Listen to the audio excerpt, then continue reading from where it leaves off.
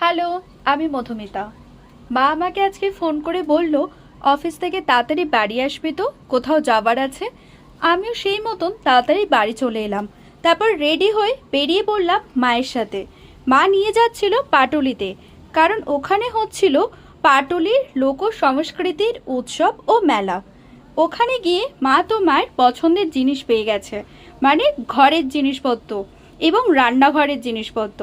মায়ের ঘরের জন্য জিনিসপত্র কিনতে খুবই পছন্দ করে, মানে বলতে পারো খুবই ভালোবাসে। তাই আমরা বোনরা মিলে মাকে একটু সাহায্যও করে দিচ্ছিলাম যে কোন জিনিসটা ভালো হবে।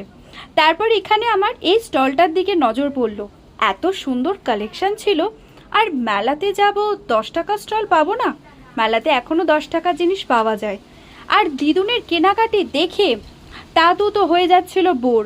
তাই এই ফাঁকে ও একটু ভাবলো আইসক্রিমই খেয়ে নেওয়া যাক। তারপরে আমরা ওকে নিয়ে গেছিলাম দোলনা চড়াতে। দিদি আর বোন মিলে ওকে নিয়ে দোলনায় উঠছিল, আমি আর মা নিচেই দাঁড়িয়েছিলাম।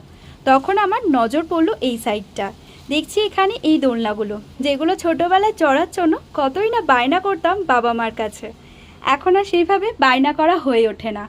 তো একটা ভিডিওর মধ্যে পুরো মেলার ভিডিওটা দিতে পারলাম না, পার্ট 2 আসবে।